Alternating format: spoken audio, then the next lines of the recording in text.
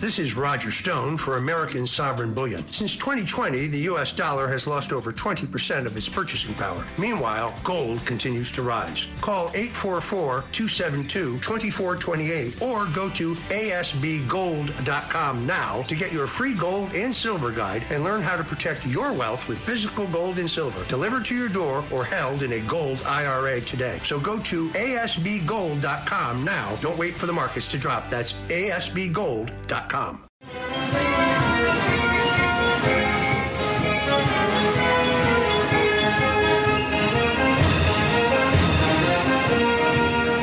This is the Stone Zone with Roger Stone. People love him and respect him. Roger Stone.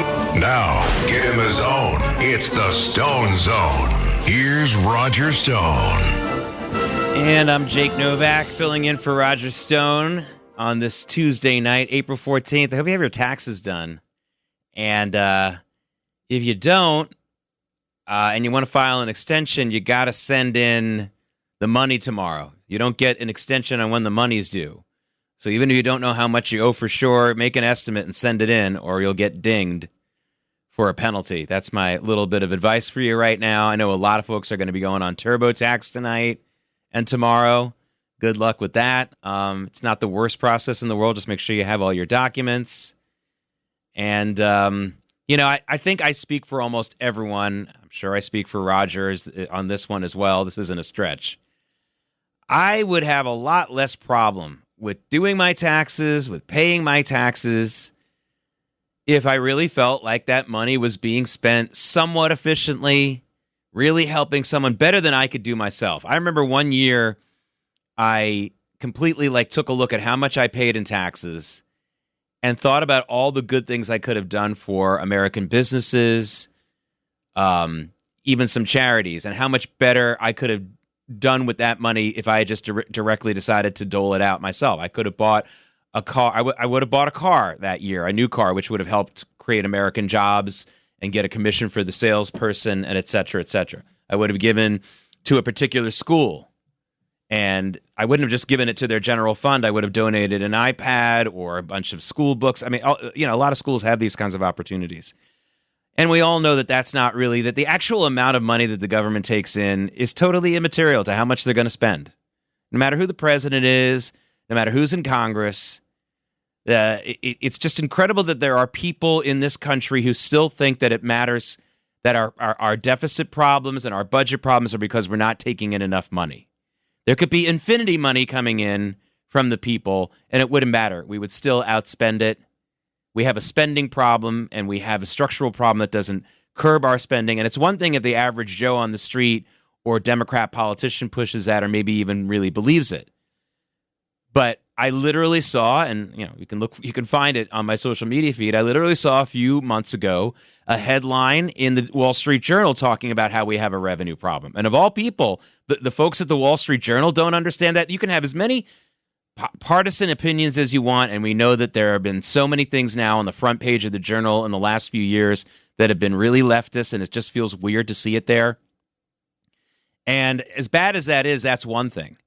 But for the Wall Street Journal to be economically illiterate, and you need to be pretty economically illiterate to believe that we have a revenue problem and not a spending problem in this country.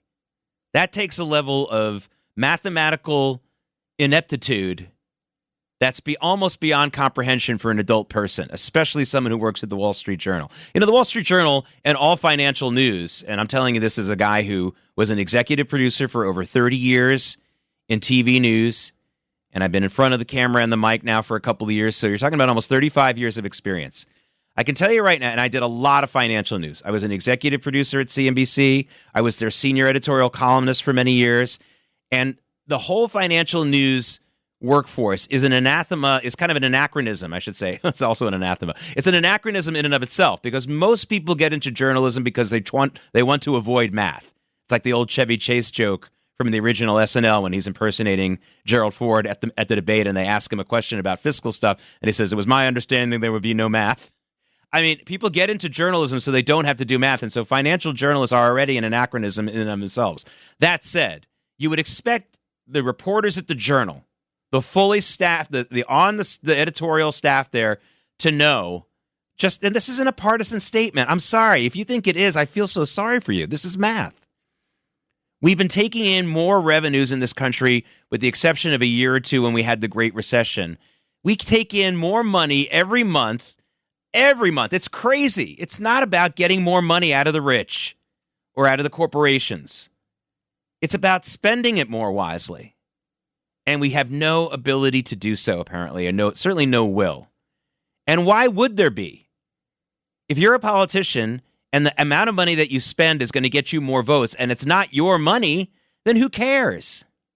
We got to do something to change that. We have to find something in the Constitution that will allow us to provide for some, or we need a constitutional amendment to provide for some kind of real limits on how much we spend, period. But they've been trying it for years. They tried balanced budget amendments. They tried Grand Redmond haulings. The deficit and the debt just keeps growing and growing and growing. I shouldn't say the deficit because we've had some shrinkage in the deficit thanks to the tariffs in the last few months, and that's great. But our debt just keeps growing and growing and growing. Now, I want to stay on the news business just for a second because those of you who listen to me on this program and the many other programs I do know that I really, really, really have a problem with bad journalism. And it's not just because of the partisanship, and it's not just because of the bias. I'm talking about just doing a bad job because this is a business. Hello, I'm trying to get your attention. And so is everybody else in the news media. Or at least they're supposed to be. I become more and more convinced every day that there are people, especially at the mainstream media outlets, who have no interest in growing their audience. They just have a partisan bent. And they're not interested in, and they don't seem to understand that this is a business. At some point, even the corporations that own some of the mainstream media outlets, who use those mainstream media outlets as a loss leader to promote lobbying efforts. In other words, if you're Comcast and you own all the NBC properties, you use CNBC and you use NBC Nightly News to promote the messages that the bureaucrats that you have to deal with at Comcast, and there are quite a few, want to hear. Comcast makes its money on broadband. You know how easily a bureaucrat in D.C. can screw with the broadband program with all the land rights you need and the technical licenses? They can really screw with that. And Comcast NBC isn't stupid. They know that. And they've been using CNBC and NBC Nightly News and MS Now, and I know they spun off CNBC and MS Now, whatever. You can believe that if you want. When a company spins some things off, they still have tremendous influence, even though it's an independently traded stock. I can tell you a lot of examples of that another time. But they use these outlets and have used them for years as a de facto lobbying effort. And even though they lose money on them a lot of the time, they don't necessarily lose money on CNBC, but even though they do lose money or don't make that much money on it, they save themselves maybe billions in lobbying. So whatever, fine. That's what they use it for. That's why I think they don't really care about this. But my biggest example is what we're dealing with right now with this incredible revelation we got from DNI Tulsi Gabbard in the last couple of days, showing that 2019 impeachment process against President Trump was made up out of whole cloth. As many of us suspected, and as some people like at the Federalist immediately blew the whistle on, and that's great. But now we have the documents to prove that the so-called whistleblower was completely lying, almost tried to recant the lie, et cetera, but they just completely, basically cannot contrive this from the beginning, got it all the way through. Now, you're not hearing about any of this in the mainstream media. They've completely ignored the story. That's bad business. Even if you're MS Now and you know all your viewers are lefty Trump haters. Even if you're the other mainstream media outlets where you think most of your viewers are Trump haters. That doesn't matter. It's a fascinating, clickable story. It's a lot more interesting than the accusations in the first impeachment thing. I mean, it was so contrived. President Trump made a phone call and he made a comment about helping him his election, which was clearly just a comment, never actually talked about. I mean, it was such a contrived thing. It wasn't a sex scandal. It wasn't a murder. It wasn't a big cover-up. I mean, that was their choice for the big thing that would get people outraged. People walking down the street saying, President Trump said something on the phone. I'm really upset. I'm like, come on. How silly was that? That story wasn't interesting, actually. The impeachment process was, but the whole scandal wasn't.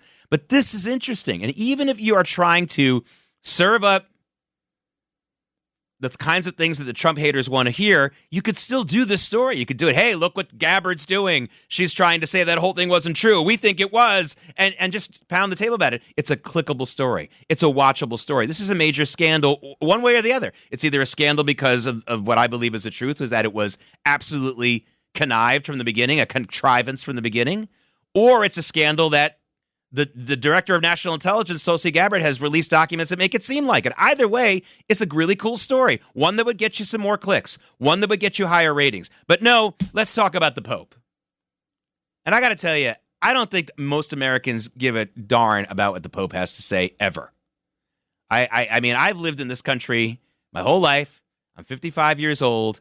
And the lack of interest in what the Pope says has precipitously gotten larger over my lifetime. I remember when I was 8 years old and the two popes died back to back, Paul VI and then John Paul I.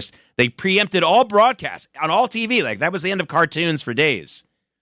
They would never do that now. They would do it maybe on CNN for a second, but they would never do. I mean, the interest in the Pope is minimal these days. But they think that's a big story. I mean, whatever. Good luck with that. It's not. It's just not. This is a huge story that people should be talking about. That is very clickable. You had a contrived plot against Donald Trump for the dumbest thing in the world, too. Like, I mean, even if it was some kind of law that he broke by saying, you should help me with my election, without him actually saying, hey, I want you to say this, that, and the other thing 100 times. You know, he said it. I mean, it was obviously just like a corner of his mouth kind of comment. That's the big scandal. It's not like Watergate covering up a burglary of your opponent's headquarters. It's not like a sex scandal. It's not like the president murdered someone and is trying to cover it. I mean, honestly, it was such a flimsy thing in the beginning, but that's what they went with. And they gummied up the country at a crucial time, 2019. We all know what was going on towards the end of 2019, going into 2020, which was the whole COVID thing. And it was just sad to see. And now we see that it shouldn't have gone anywhere. So there you go. That's a clickable story. If you're a crazy Trump hater, then you're interested in the fact that maybe you want to accuse Gabbard of bringing up these documents either out of context or making them up. Either way, huge story. No coverage in the mainstream media because they're not interested in viewership. They're not really interested in making money. So if you're a shareholder of Comcast NBC, if you're a shareholder of Warner Brothers Discovery, if you're a shareholder at Paramount Skydance, maybe you went at the next shareholders meeting saying, can we just cut these TV stations loose? They don't make as much money. They don't really make money. They don't want to. And their lobbying value is diminishing by the day anyway. Have a nice day. All right, I'm Jake Novak, filling in for Roger Stone in the Stone Zone. By the way, in the second half hour of this program, I want to hear what you have to say about all this and many more. 800-848-9222 is the number. Going to get to your calls in the next half hour, but I want to get into this Swalwell thing when we come back. This is the Stone Zone with Roger Stone. He likes politics and he's a professional at the highest level. Roger Stone. Where's Roger?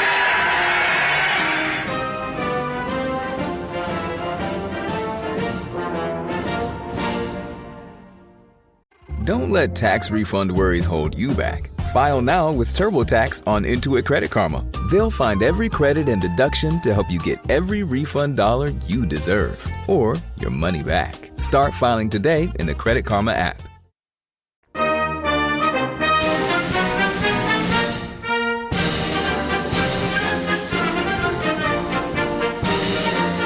This is the Stone Zone with Roger Stone. Roger Stone, who's a one of the smartest political minds. Roger Stone was persecuted. People forget he's actually a brilliant political analyst. Now, get in the zone. It's the Stone Zone. Here's Roger Stone. As always, we're live tonight. It's 8:23 p.m. East Coast time. I'm Jake Novak, filling in for Roger Stone. Love the opportunity to be able to speak with you. In the next half hour, I want to start taking some calls. The number is 800-848-9222.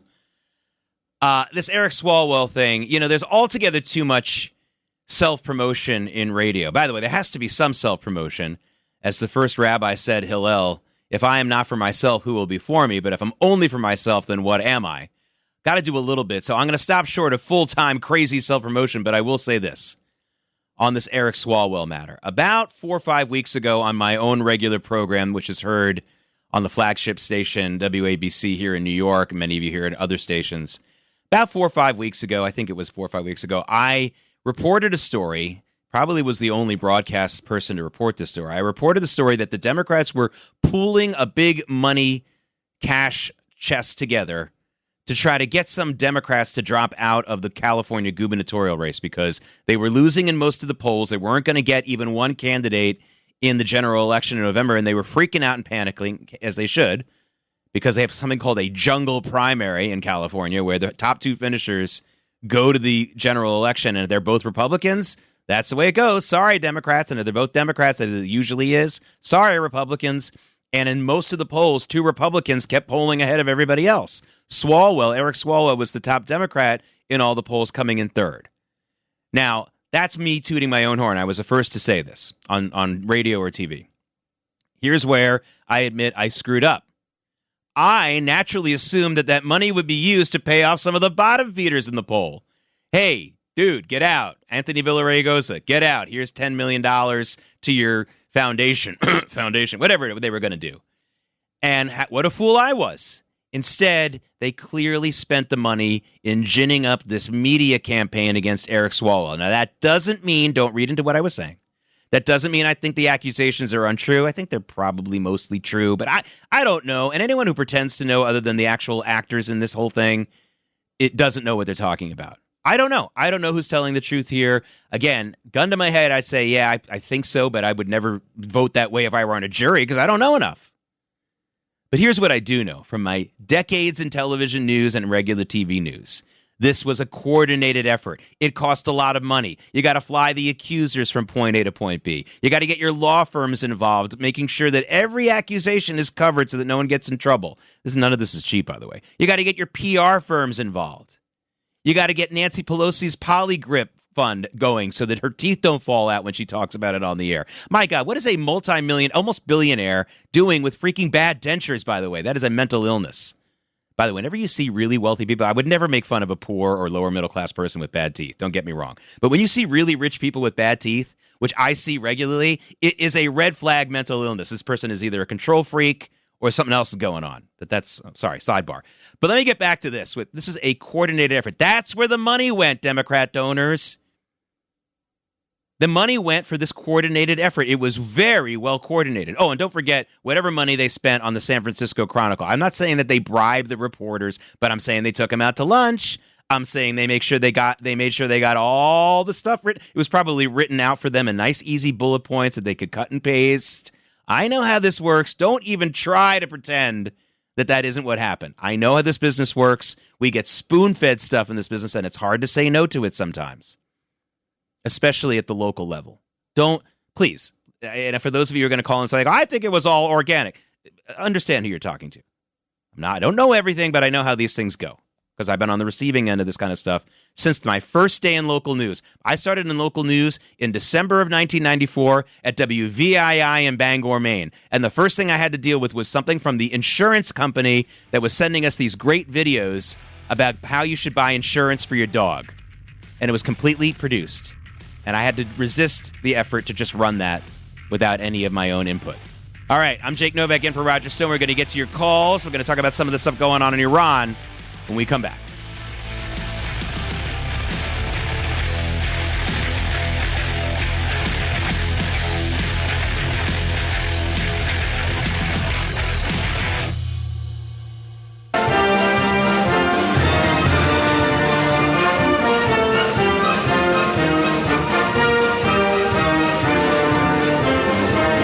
This is the Stone Zone. Now, get him his own. It's the Stone Zone. A man who's gone through hell, but he's kept going, and he's smart, and he's strong, and people love him. Not everybody, but people love him and respect him. Roger Stone. Where's Roger Stone? Here's Roger Stone. And I'm Jake Novak filling in for Roger Stone this evening. You know, I love independent thinkers. And I got a feeling that our first caller here, I want people to call in, 800-848-9222, as we talk about some of these issues, because Gail in Pennsylvania, I think she's got her finger on something as a good independent thinker. Gail, thank you for joining us. Hi. Good evening, Jake. Yes, I think that the legacy media is monopolistic. There used to be 52 media international companies. There are now only 6.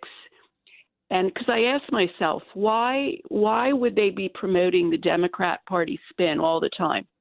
Well, I think the answer is they want their Democrat cronies who they sponsor to put on more taxes and regulations. Which, why would a business want that? Well, they want to put out their small business competition. That's right. It's called regulatory capture. You're exactly right. I was right, Gail. You are an independent thinker. And by the way, you know what I like about another thing I like about what you had to say? It wasn't a conspiracy theory. You know why I don't like conspiracy theories? Not because I think they're crazy, not because I think I think they're all wrong. It's because they're so pessimistic. Most conspiracy theories, there's really nothing you could do about it. There's nothing you or I can do about it. This is something that we can do something about. Now, Gail, we've had a tremendous reversal in this country from the beginnings of broadcast media when the government was much more vigilant about breaking up monopolies. The government has done it before. They did it many years ago with NBC. NBC was the dominant radio station national network in this country. It was so dominant and so popular, they had to build 2 channels, NBC Blue and NBC Red. There might be one person listening who remembers this. I'm only 55. I don't personally remember this, but I've researched it. And the government was like, at that point, it was just so obvious, like, oh my God, we got to break this up. NBC Red became ABC because it was broken up by the government. Here's what's the funny thing about monopolies, because a lot of people think, well, these monopolistic companies don't want to be broken up because they'll lose money. Wrong. If you are a shareholder in a company that's a monopoly that gets broken up, you make a lot of money. The reason why they don't want their monopolies broken up is because they lose power.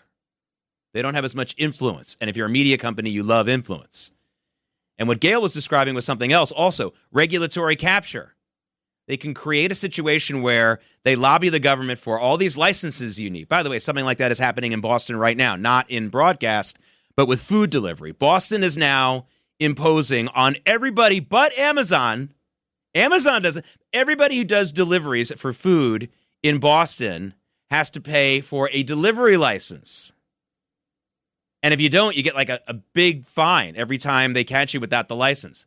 That's what a big company lobbies for rules and regulations that they can afford, but their smaller competitors can't afford. And these tech companies are so relatively new. A lot of them are only in their 20 or 25-year period. They know how small they used to be. They know how a small company can disrupt. Look what they did to the big computer companies. And look what the digital film did to Kodak. I mean, they know very well what a small company can do to them. And the same thing with the news media. The news media is incredibly monopolistic. There are so many obvious breaking up. Listen, I'm not a big government guy, but antitrust stuff is important because it really hurts an economy and it really hurts a society. And if you think the media is bad, have you checked out hospitals lately? The hospital industry, which isn't like they do anything important. All they do is save our lives. Hospitals have consolidated in this country more than even the media has, and even more than banks since the mid-'90s. But we allow them to to consolidate. They buy up private practices. They merge with each other. It's guess what? It's made healthcare more expensive and worse quality. Other than that, Mrs. Lincoln, how's the show? All right, Sandra in New Jersey, you want to talk about Swalwell. What do you got for me? Hi, Jake. I wanted to ask you a question. Sure. When I hear the word choke, he choked his victim.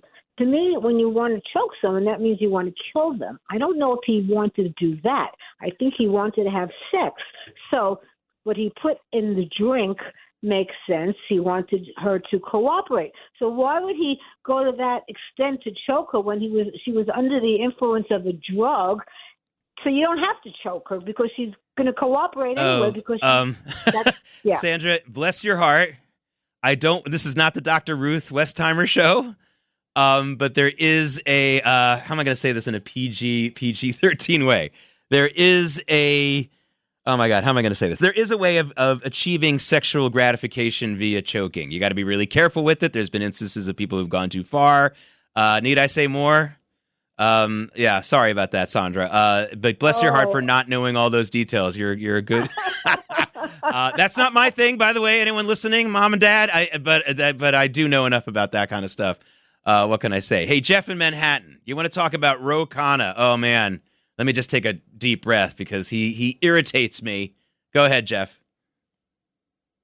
I hope you hear me, right? I hear you. Hear me? I hear you, Jeff. Okay, yeah. This guy, Ro Khanna, has been leading the charge about the so-called people that, even tangentially were involved with Epstein and have them lose their careers.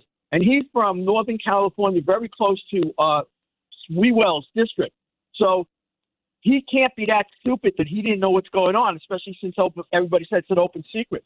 So how come he's been leading that charge against Epstein people, but not saying a word about Swalwell? The guy's the biggest hypocrite, the most ambitious guy in the world. And one other thing real quick. Sure. I heard that he made on his stocks over 100%. Now, that's virtually impossible. And maybe if he did it, he probably could have, maybe if he's really smart and spent a lot of time on it, maybe done that. So I want to know, if he was spending all his time on the stocks to make the 100%, was he not serving his constituents? And if he was, doing other things, there's no way he legitimately made 100. But the main thing is why he shut his big mouth about Swalwell. About Swalwell when he was barking about Epstein. Okay, Jeff, let me talk about the first thing first because that was really an astute. There's a very simple answer to your question. Why somebody like Ro Khanna, who apparently seems to be so worried about the Epstein victims, was clearly turning a blind eye to the Swalwell? Here's the answer. They don't care. Every once in a while, Jeff, I meet a true liberal, someone who actually really does care for the environment, a true feminist. But 90% of the people who call themselves environmentalists, call themselves feminists, call themselves liberals are just people who hate the other side. They don't actually care about the environment. They just hate white Republican men and oil companies. If an oil company tomorrow came up with the solution with a completely renewable fuel that would never pollute anything, they would still hate it. They wouldn't want it because they don't care about the environment. They just hate. They don't care about women's rights. If they did, and one of the people who's guilty of this was the great Gloria Steinem at Ms. Magazine, who refused to publish stuff in Ms. about the way that women in the Arab world are abused and wouldn't do any depictions of all the women politicians in Israel because she thought it would offend these people. She didn't care about women's rights. At the end of the day, she didn't. Did she in the beginning? Sure. But at the end of the day, she was just another partisan hack. And the same thing with Ro Khanna doesn't care about these victims. He doesn't care about Epstein's victims. He doesn't care about Swalwell's victims. They're just fighting this partisan war. And these people are pathetic and dangerous. And they don't believe in anything. And that's really dangerous. I will take a radically religious person in Congress any day if they truly are a religious person. At least I know what they believe in. These people believe in nothing. They believe in nothing, which, by the way, is sad because the established religions in the world, most of them have good food and good music. I don't get either of those things from politics. At least I get a good meal. I mean, come on. They don't care, and that's the issue. That's always been the issue, and it's really rough. And it's one of those things where I don't mind if someone has a disagreement with me, but I can see they truly believe in a particular cause. And if I don't like the cause, at least I can say, well, at least they're a believer in something. They're not just going to manipulate. These people will burn the country down to gain 1 inch against the people they perceive as their enemies. It is so frustrating. We don't have a quorum in this country of key politicians who are willing to say, I want what's best for the country. And if that means that Trump gets some bonus points for winning a war in Iran, or if the Democrats get something, then great. We don't have a quorum even, let alone a majority of our elected leaders who think that way. And that is scary as AF, as they say. Steve in New Jersey, you want to talk about the Pope and Trump? Hey, Jake. Yeah. Look, full disclosure, I'm 9 years older than you, and I'm a Roman Catholic. Having said that, I have no problem with what you said about the Pope, with one exception. There's been one Pope in my life who really made a difference, who I saw him bringing people back to the church, 80s, 90s, John Paul II. Absolutely. Right? And here's the difference between him and this jerk that's there now and the last jerk. John Paul II got on side with Reagan and Thatcher because of the issue of good versus evil. See, that's a religious tenet of the faith, standing on the side of good and recognizing evil. All right? We don't know what John Paul's politics were other than that. These two guys, they get on the wrong, you follow? They're getting into the political realm, and they're wrong. And by the way, they're on the wrong side. Right? Yeah. The evil here is Iran, and they're coming after Trump. Exactly right. Exactly right. Listen, as a Jew, I don't want to go too far in my criticisms of the Pope, but I can tell you that, first of all, John Paul II and my father met on a number of occasions. Benedict was it the 16th or the 15th? I don't want to get that wrong, but Benedict, who also, John Paul II was a victim of the anti-religious secularism of the Soviet Union and understood that communism and religion could never exist together, and so he was a big opponent of the Soviet Union. He was also someone who witnessed firsthand the Holocaust. His best friend in the world was a Jewish man who survived the Holocaust, and the Pope actually had him living in Vatican City, had an apartment. The Pope actually apparently spoke Yiddish pretty well, Pope John Paul II. My point about the Pope, though, is not necessarily because of the politics. That would be one thing. It's just that there's so little interest in the popes personally. Pope Francis, love him or hate him, was the most inconsequential pope of my lifetime. And I remember Paul VI, who almost no one remembers. Paul VI, because he came out against the pill, oral contraception, people remembered that. That was a big issue, and people were really into it at the time. Pope Francis was an absolute non-entity, and that's exactly the opposite of what the College of Cardinals thought they were going to get from him. They thought they were going to get this media darling who everyone was interested in. He barely got any attention from the media one way or the other, good or bad. Now, this guy, they choose an American. You think an American Pope, this guy's going to get a lot of attention from the still America-dominated media. Well, now he's sort of getting it, but I promise you they'll forget tomorrow. The news media is filled with religious ignoramuses who know nothing of religion. They also don't know math. We've already hit them on their lack of religion. They also don't know religion. Math. I talked about that at the beginning of the program. These people are religious ignoramuses. They know nothing of the church. They know nothing of the Bible. They know nothing of canon law, the catechism, the Talmud. They know nothing. And they're covering this stuff. I mean, not the ones who are on the beat of the I'm not talking about those people. Those people know something. But the mainstream media executive producers here in New York, mostly, they don't know jack about any religion, including Judaism. They know nothing. I work with them, and I know, believe me. I'm not going to name them. I'm not going to say I'm a great genius, but they know nothing.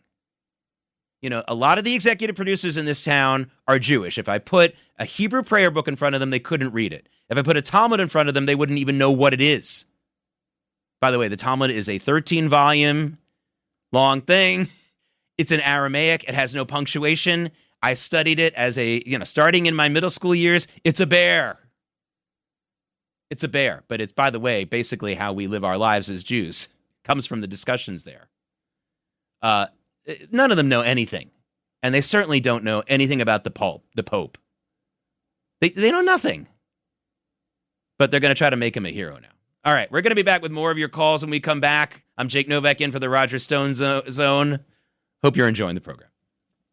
This is the Stone Zone with Roger Stone. It is a great, great person, Roger Stone. The Stone Zone.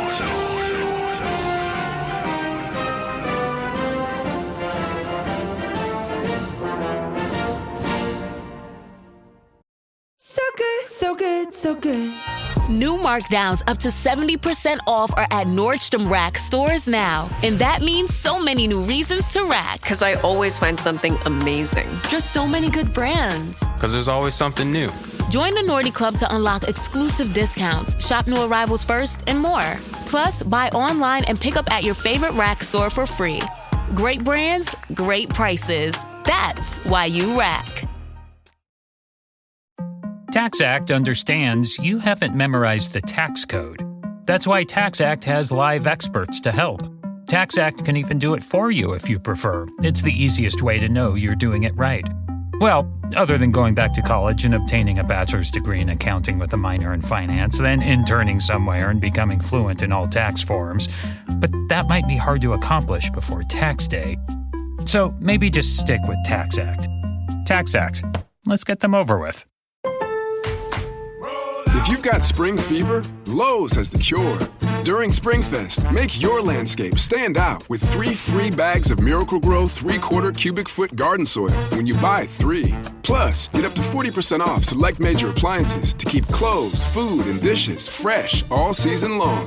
Our best lineup is here at Lowe's. Valid through 4/22 while supplies last. Selection varies by location. See Lowe's.com for details. Soil offer excludes Alaska and Hawaii.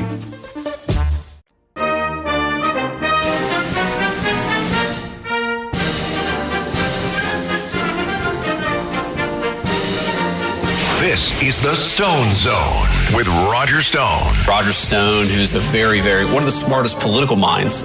Roger Stone was persecuted. People forget he's actually a brilliant political analyst. Now, get in the zone. It's the Stone Zone. Here's Roger Stone. And I'm Jake Novak filling in for Roger Stone. Got a few minutes left. I had promised a little bit of an update on the Iran situation.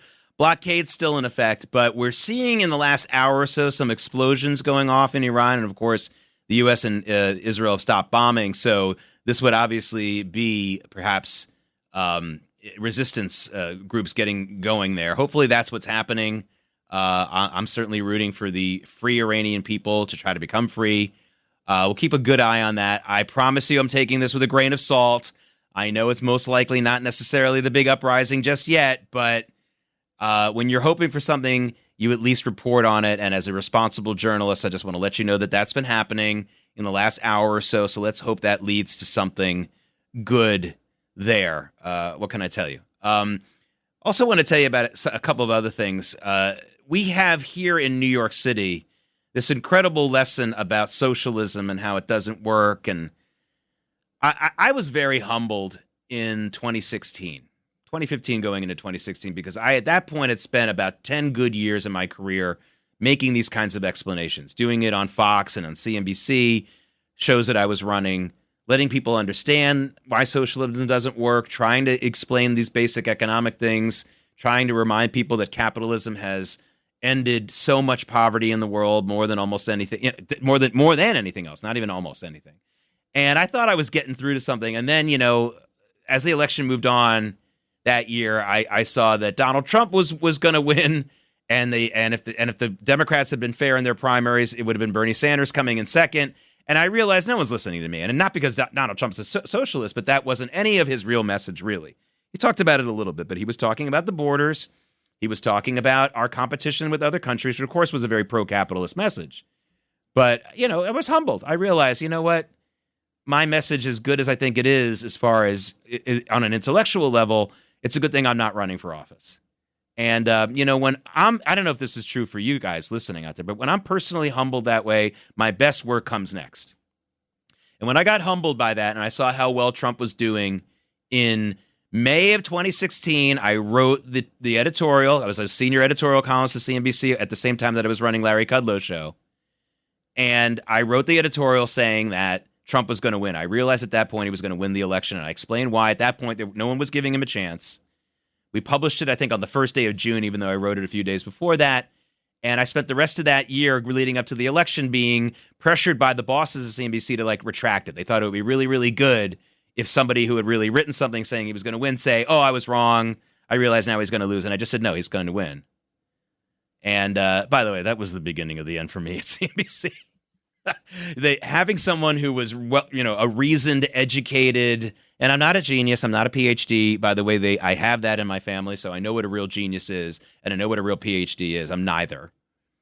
But having someone who's relatively well-educated, well-reasoned, not a yeller, being someone who was explaining why Trump was going to win and explaining some of the policies was much more dangerous than the biggest MAGA person going to 100 rallies on the staff. You understand why. They kept me around for a little while after that, but the writing was on the wall. Anyway, my point is I was humbled, though. I was humbled by the fact that I didn't see Trump coming. I was humbled by the fact that he was already running for a few months before I realized he was going to win. And and when that happened, when I had that moment of clarity, I had some of my best work. So listen, I get humbled all the time in the work that I do. That's why I'm on record. Anyone can say, "Jake, you said this a few months ago. You were really wrong." And if I can find out why I was wrong, which I usually can do, It's easier to find out why you were wrong, right? Than making the mistake, than avoiding the mistake in the first place, right? That happens. Then I can really learn from it, and that's a great way to go. It's a great way to go. So, folks, it's quite impressive. I don't know if you heard one of the great all-time radio moments a few minutes ago on this program when we had a woman call in and, bless her heart, wanted to know why Eric Swalwell would bother choking his victims when he already drugged them. And I had to try to explain in a PG version that some people find that's kind of a sexual move. Not mine. I'm not personally into that. Please don't choke me. But anyway, that's the answer to that question. That was a delicate moment for us here. This is a family program. But honestly, good for her for that kind of night. She was, that's a good kind of naivete to have in this day and age. You're all so jaded. We're all so jaded in this world. I feel better about a lot of things. I also feel better that I didn't actually have to explain all the little details about all that. I'm Jake Novak. I was filling in for Roger Stone this evening. I took that call. I'll take more another time. Have a great evening.